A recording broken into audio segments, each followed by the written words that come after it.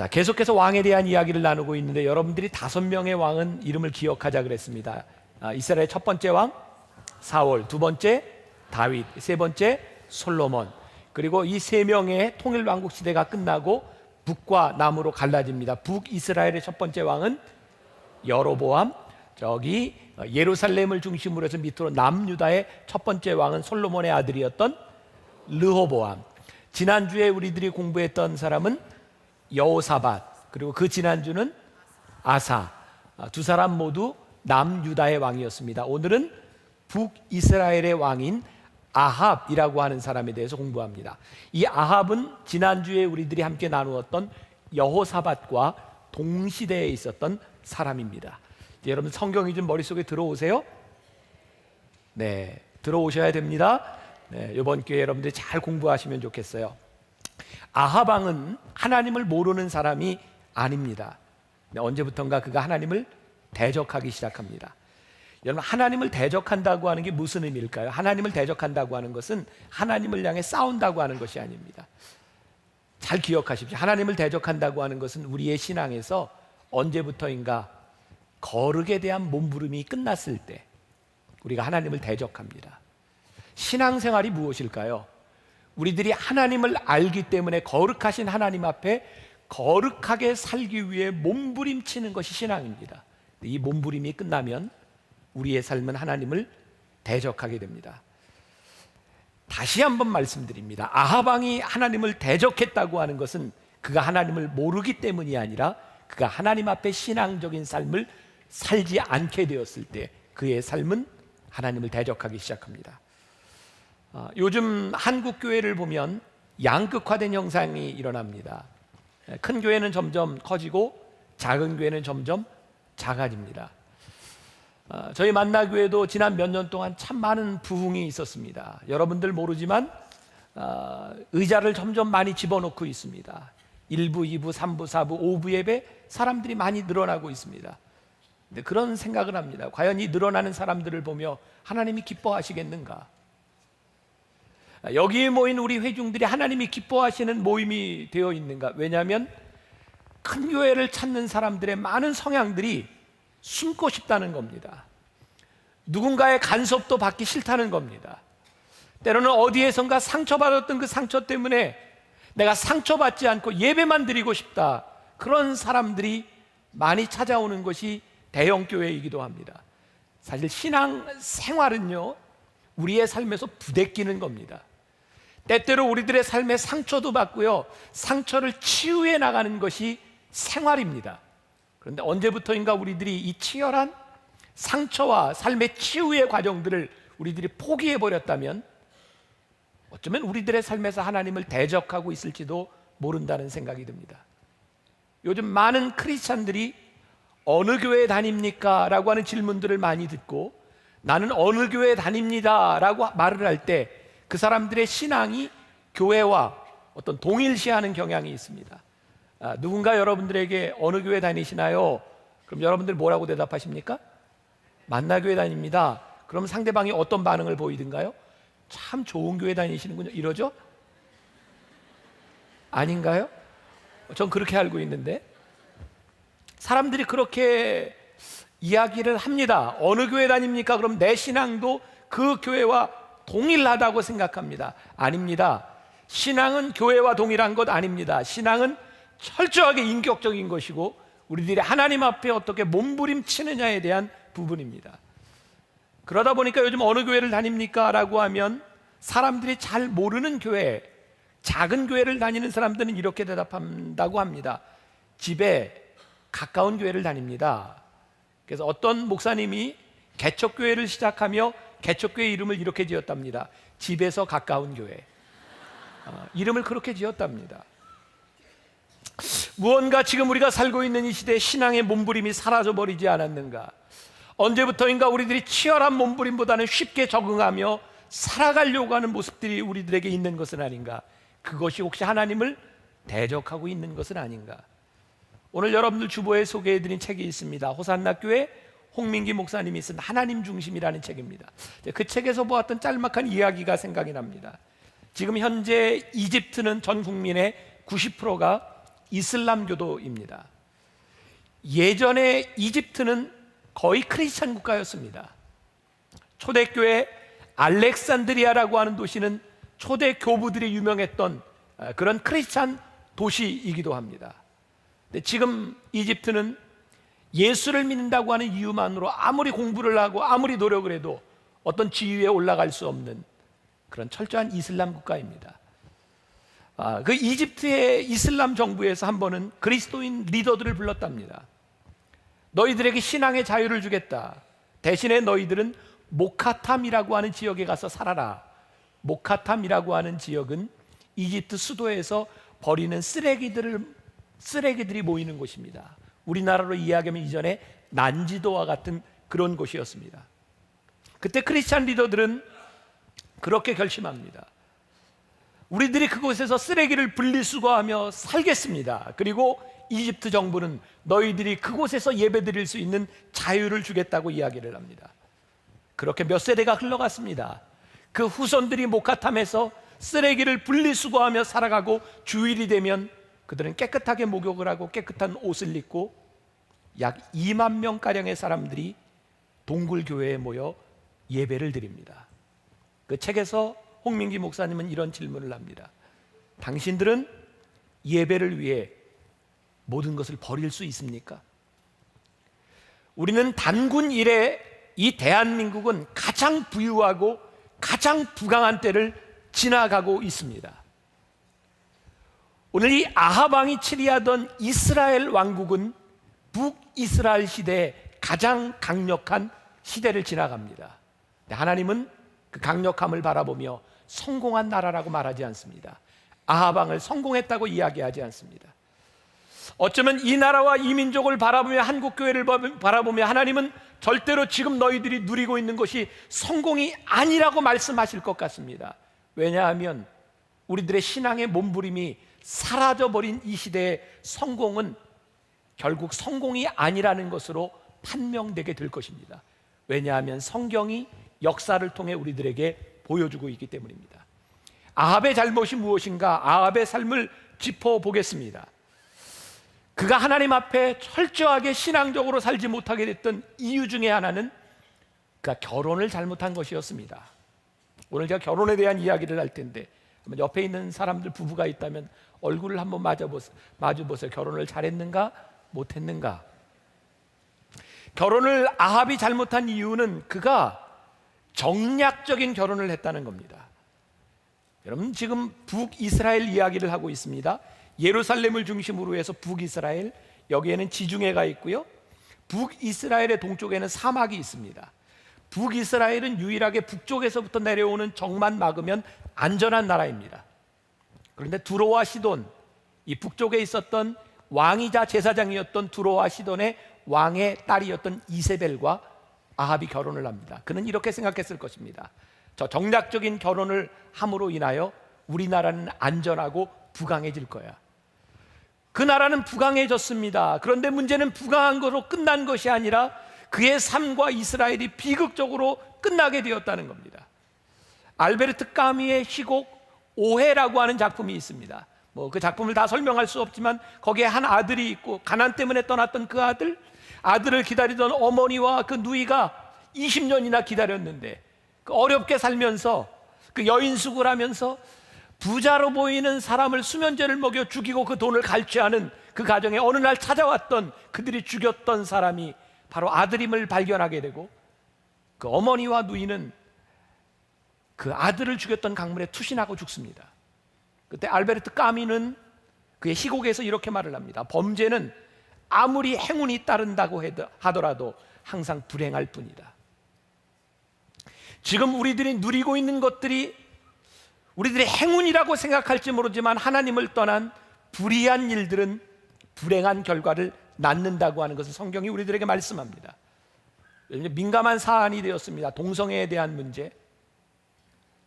이 중에도 동성애 확률적으로 아마 있을 겁니다. 저는요 여러분들에게 분명히 이런 말씀을 드리고 싶어요. 동성애로 참 힘들어하는 우리의 이웃들이 있습니다. 여러분 사랑하고 자비하고 잘 하십시오. 우리가 아무리 그리스도의 사랑으로 잘 한다 할지라도 우리들이 지켜야 될 것은 하나 있습니다. 지금 미국의 교회들이 분쟁에 휩싸이게 됐는데, 분쟁의 내용이 뭐냐면 목회자가 동성애 결혼하는 사람들을 주례할 것이냐 말 것이냐를 가지고 갈라져서 싸우고 있습니다. 저는 여러분들에게 분명히 말씀드립니다. 우리들이 사랑해야 될 것이 있고 용납할 수 있는 것이 있고 용납할 수 없는 것이 있습니다.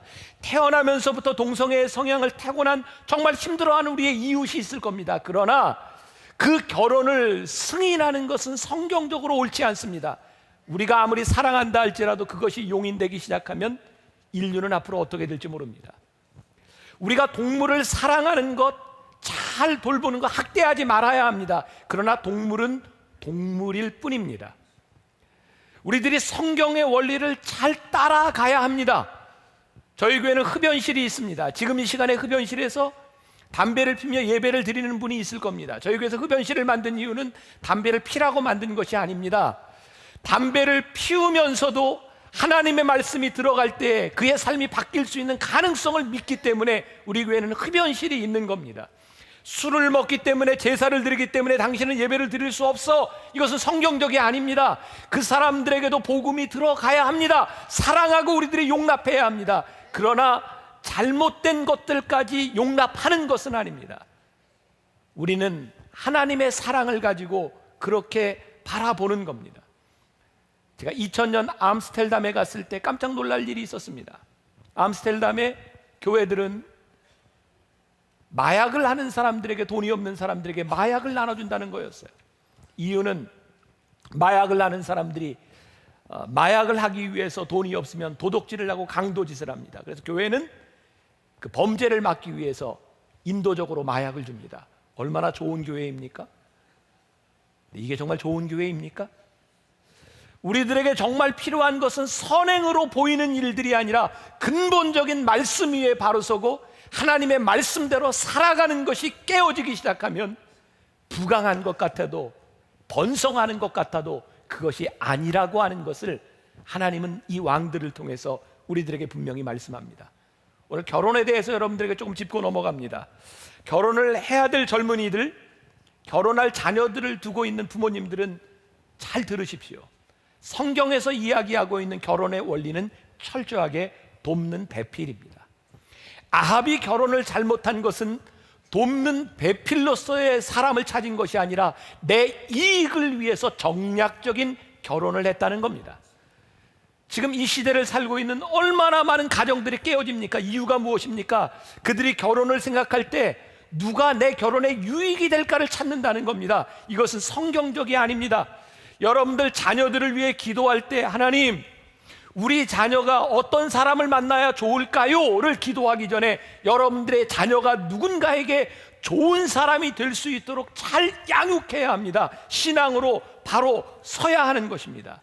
이것이 결혼의 올바른 원리인데 아합은 결혼을 잘못했습니다. 결혼은 선교도 아니고 전략도 아니고 내가 사랑하는 사람을 만나 내가 돕는 배필이 되는 겁니다. 지난주에 저는 결혼 26주년을 지났습니다. 전 절대로 결혼을 기념일을 잊을 수 없습니다. 제가 6월 25일 날 결혼했거든요. 어찌 우리 잊으랴. 그 일을 도저히 잊을 수 없는 그날, 26년을 지나며 제가 결혼 생활하며 제 아내와 살며 참 답답합니다. 제 아내가 귀가 잘 들리지 않습니다. 혹시 여러분들 사모가 이렇게 있는 여러분들이 말을 해도 못 들을 때 그것은 여러분들 무시하는 것 아닙니다. 귀가 잘 들리지 않습니다. 귀가 잘 들리지 않는 아내와 사는 것이 얼마나 힘든 일인지 아십니까? 같이 밥을 먹으면서 식탁에서 똑같은 말을 몇 번씩 해야 합니다. 정말 화가 날 때도 있습니다. 어느 날 저에게 그런 생각이 들었어요. 귀가 들리지 않는 아내를 바라보며 내가 답답한 것보다 들리지 않는 아내는 얼마나 답답할까? 그리고 귀가 들리지 않는 이유가 처음부터 그랬던 것이 아니라 제가 뭐 그렇게 고생하지는 않았지만 전도사 시절, 유학 시절 아이를 낳고 살면서 병원 갈 돈이 없어서 그 시기를 놓쳐서 제 아내가 가는 귀가 먹어서 보청기를 끼지 않으면 들리지 않는데 언제부터인가 제 마음에 아내를 향해 잘 내줘야 되겠다는 마음이 들었어요. 우리 집사람이 지금 여기 있다면 너무 큰 기대를 하지 마세요. 그냥 그런 마음이 들었다는 겁니다. 그냥 친절해야 되겠다, 잘 해야 되겠다. 왜냐하면 나는 아내에게 도움이 되는 사람이 되어야겠다. 우리 가정 참 행복합니다. 저는 오늘 제가 설교자로 여기 서서 가장 감사한 것 중에 하나가 제가 행복한 가정의 가장으로 제가 설교할 수 있다는 겁니다. 여러분들에게 가장 행복한 일, 여러분들에게 정말 복된 일이 무엇일까? 좋은 배필을 만나는 것입니다. 여러분들의 자녀들이 그렇게 되는 것입니다. 여러분들이 지금부터 배우자에게 좋은 사람이 되는 것입니다. 정략적인 그 결혼이 잘못됨으로 인하여 아합은 정말 무서운 길을 가게 됩니다. 이세벨은 아합과 함께 살면서 그를 정말 사악한 길로 인도하게 됩니다. 오늘 본문 말씀에 나오는 20절과 25절과 26절을 우리들이 유의해서 같이 한번 보겠습니다. 20절, 아합이 엘리야에게 이르되 내 대적자여 내가 나를 찾았느냐? 대답하되 내가 찾았노라. 내가 내 자신을 팔아 여호와 보시기에 악을 행하였으므로. 25절, 예로부터 아합과 같이 그 자신을 팔아 여호와 앞에서 악을 행한 자가 없음은 그를 그의 아내 이세벨이 충동하였습니다. 26절, 그가 여호와께서 이스라엘 자손 앞에서 쫓아내신 아모리 사람의 모든 행함같이 우상에게 복종하여 심히 가증하게 행하였더라. 이전 시대에 아합과 같이 가증한 왕이 없었답니다. 그런데 그 이유가 뭐냐면 그 이세벨이 그를 충동하였습니다. 오늘 우리가 읽은 본문 말씀은 아니지만 오늘 본문이 나오게 된 배경이 된 아합의 엄청난 범죄는 이세벨의 작품이었습니다. 열왕기상 21장 2절에 있는 말씀입니다. 제가 봉독할게요. 아합이 나봇에게 말하여 이르되 내 포도원이 내 왕궁 곁에 가까이 있으니 내게 주어 채소밭을 삼게 하라. 내가 그 대신에 그보다 더 아름다운 포도원을 내게 줄 것이요 만일 내가 좋게 여기면 그 값을 돈으로 내게 주리라. 제가 지금 마음이 좀 안타까운 건 여러분들이 이 내용을 좀 알고 들으면 참 좋을 텐데 혹시 여러분들 말씀을 마치고 집에 가셔서 성경을 좀 보셔도 좋을 것 같아요. 이 말씀을 보면 아합은 굉장히 젠틀한 사람입니다. 그는 왕인데요, 그 왕궁 옆에 나봇이라고 하는 사람이 포도원을 가지고 있는데 그게 갖고 싶은 거예요. 근데 왕이 권력을 쓰지 아니하고 뭐라고 얘기하냐면 네가 그 포도원을 나에게 주면 내가 다른 곳에 더 좋은 곳을 너에게 줄 수도 있고 네가 원한다면 돈으로도 주겠다. 이게 얼마나 나이스한 사람입니까? 근데 성경은 이런 아합을 나이스한 사람이라고, 젠틀한 사람이라고 이야기하지 않습니다. 제가 말씀을 준비하며 생각해 보았습니다. 아합의 문제가 무엇일까? 정말 아합에게 그 포도원이 필요한 것이었을까? 그는 이미 왕이었고 그는 왕궁을 가지고 있었고 그 왕궁은 무엇보다 좋은 곳에 세워졌을 터인데 왕궁 옆에 있는 포도원이 정말 그렇게 좋은 것이었을까? 문제는 그것이 좋은 것이라기보다는 나봇의 포도원을 향해 아합에게 탐심이 생겼다는 겁니다. 신명기 17장 14절 이하에 성경은 세상 왕들에 대하여 이렇게 말을 합니다. 병마를 많이 두지 말고 아내를 많이 두어 그의 마음이 미혹되게 하지 말고 자기를 위해 은금을 많이 쌓지 말고 왕위에 오르거든 이 율법서의 등사본을 레위 사람 제사장 앞에서 책에 기록하고 평생에 자기 옆에 두고 읽어 하나님 여호와 경외하기를 배우며 이 율법의 모든 말과 이 규례를 지켜 행하라. 성경은 왕에게 대해 이렇게 말을 합니다. 왕은 군림하는 게 아니야. 왕은 누리는 게 아니야. 왕이 해야 될 일은 내가 다스리고 있는 백성들을 살피며 그들을 섬기는 일이야. 이것이 철저하게 성경적 리더십입니다. 저는요, 정말 여러분들에게 말씀드릴 수 있는 것, 지금 이 시대에 세상이 복음과 교회를 위하여 손가락질하고 있지만 저는 복음적으로 이 나라가 돌아오지 않으면, 이 나라의 리더들이 복음 앞에 서지 않으면 저는 이 나라에 소망이 없다고 생각하는 사람입니다. 교회가 지금은 고난을 당하고 교회가 손가락질을 당하는 이유, 우리가 잘못 살았기 때문입니다. 그러나 우리들이 말씀 위에 서게 될 때 이 세상이 다시 복음으로 돌아오게 되리라. 왜? 이 복음 위에서만이 리더들이 올바로 세워질 수 있기 때문입니다. 이것이 성경적 리더십입니다. 그런데 이세벨이라고 하는 이 여인이, 그의 남편이었던 아합이 나봇의 포도원을 탐내는 것을 바라보며 그러면 안 됩니다라고 이야기해야 될 이 아내가 그렇게 이야기하지 않습니다. 전략을 짭니다. 나봇의 포도원에 사람들을 보내고, 불량한 사람들을 보내고, 장로들과 제사장을 보내서 소문을 냅니다. 저 나봇이 하나님을 저주했고 왕을 저주했고 그는 반역자고 그래서 그는 죽어야 돼. 돌로 쳐서 죽입니다. 그러고 나서 이세벨은 자기 남편에게 이야기합니다. 왕이여 보소서, 문제가 다 해결됐습니다. 이제 마음대로 가지소서. 하나님은 그 모습을 바라보며 하나님 보시기에 악을 행하였다라고 말씀합니다. 그리고 성경은 증거합니다. 하나님 보시기에 당신처럼 악을 행한 왕이 없었는데 당신의 아내 이세벨이 당신을 충동하였습니다. 저는 오늘 여기에 있는 여러분들에게 정말 여러분들이 좋은 가정, 좋은 배우자가 되기를 원하는데 여러분들이 서로에게 영적으로 깨어있는 사람들이 되십시오. 남편이 잘못하고 아내가 잘못된 길을 갈 때 여러분들이 영적으로 깨어서 조언하고 믿음의 길로 인도할 수 있는 그런 가정을 이루어 가도록 하십시오. 그것이 여러분들에게 정말 복된 일이 될 것입니다. 하나님을 대적한다고 하는 것, 그것은 하나님에 대하여 욕을 하거나 싸우는 것이 아니라 하나님의 방식으로 살지 않는 것입니다. 오늘 아합이 하나님을 대적하는 것은 그의 마음 가운데 탐욕이 들어간 것입니다. 사랑하는 여러분, 제가 여러분들에게 정말 부탁드리고 싶습니다. 저도 제가 이겨야 될 문제지만 여러분들 마음에 탐욕을 이기십시오. 여러분들이 하나님을 믿는데 여러분들의 마음에 탐욕이 들어가면 여러분들보다 어려운 사람이 눈에 들어오지 않습니다. 하나님을 믿는데 여러분들이 하나님을 믿는 것 때문에 손해 좀 보십시오. 세상과 똑같이 이득을 취하려고 하지 마십시오. 여러분들이 하나님을 믿는 사람이기 때문에 탐욕을 이겨야 여러분들이 하나님의 사람이 되는 것입니다. 세상과 똑같이 되지 마십시오. 나도 세상과 똑같아, 내가 잘못한 것이 없어. 하나님은 여러분들에게 말씀합니다. 내가 세상과 똑같은 탐욕을 품은 것이 죄야. 하나님을 믿는다고 하는 것은 하나님 앞에서 우리의 탐욕을 이겨가는 겁니다. 지난 주간 저는 저와 친한, 제가 98년도에 공부를 마치고 한국에 들어와서 그때 만났던 정말 친하게 지내는 4명의 목사님들을 만났어요. 며칠 동안을 같이 지났어요. 16년째 한 번도 얼굴 붉히는 일 없이 너무나 형제처럼 잘 지내는 목사님들입니다.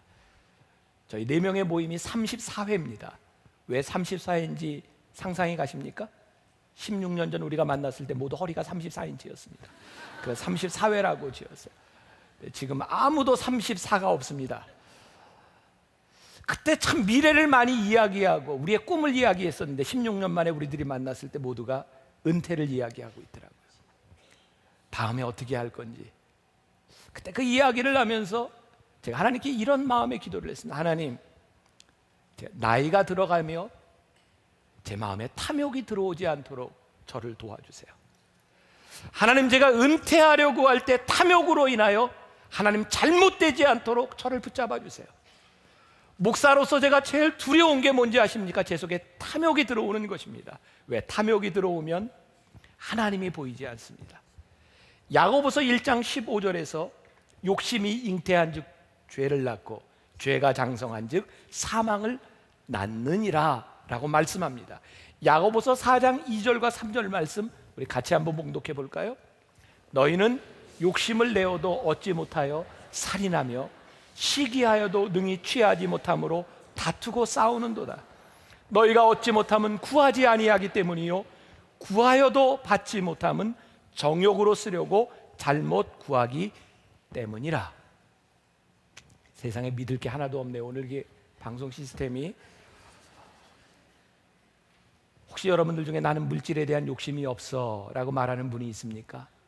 물질에 대한 욕심은 없는데 여러분은 어디에 탐욕이 있는지 그거 보아야 합니다.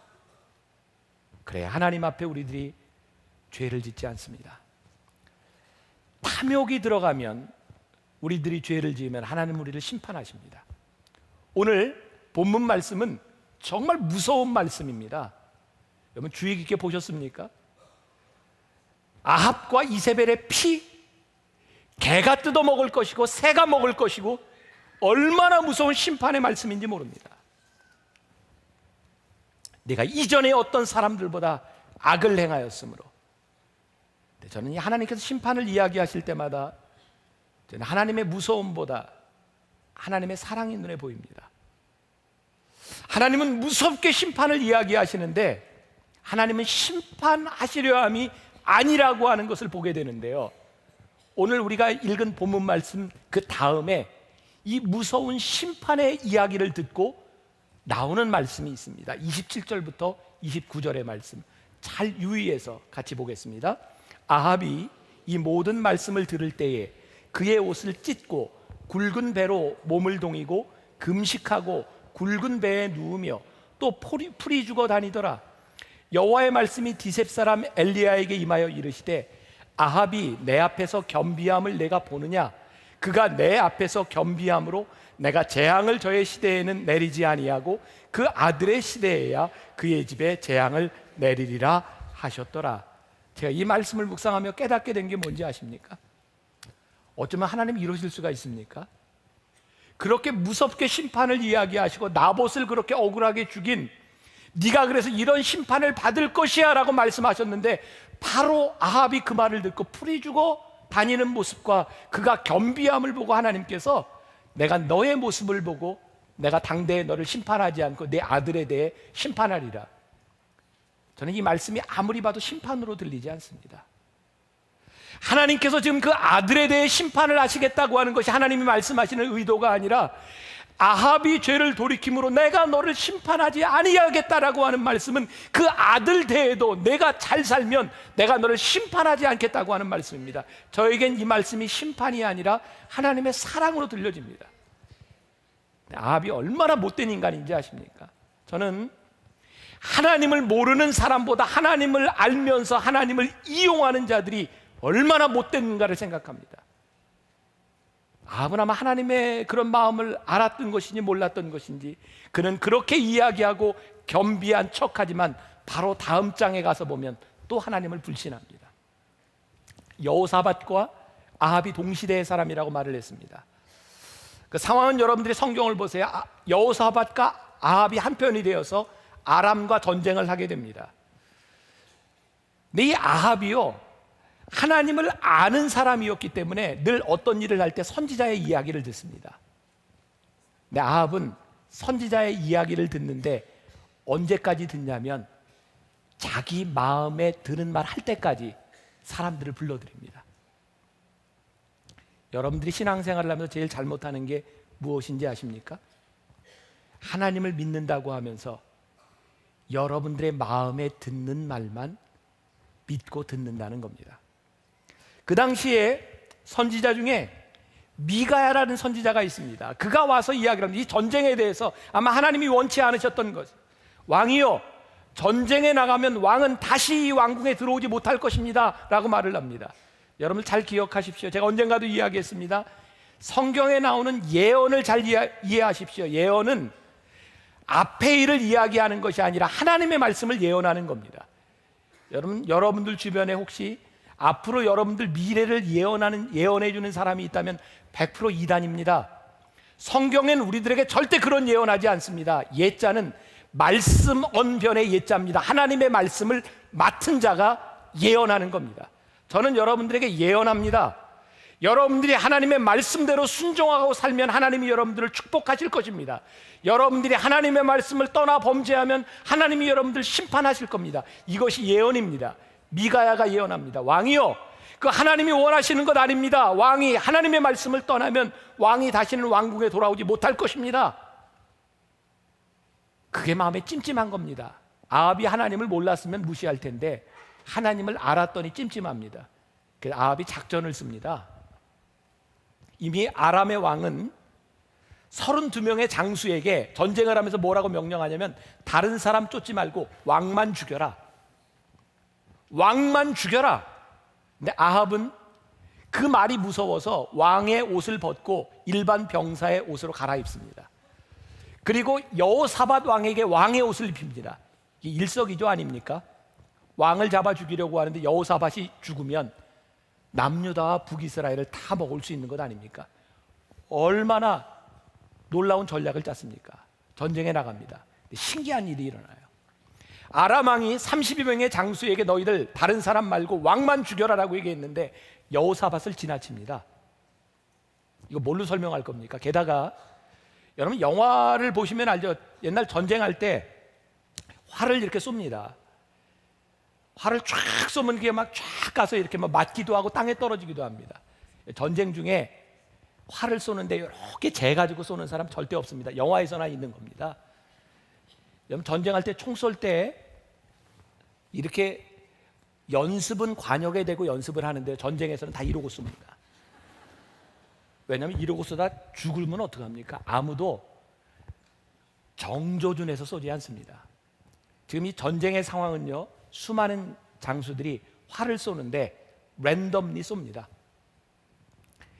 근데 이게 얼마나 재수없는 일이 벌어지냐면 랜덤리 쏜 화살이 왕의 옷도 아니고 병사의 옷을 입고 있던 와하방에게 화살이 하나 맞는데 성경에 보니까 갑옷의 솔기에 맞았다라고 되어 있습니다.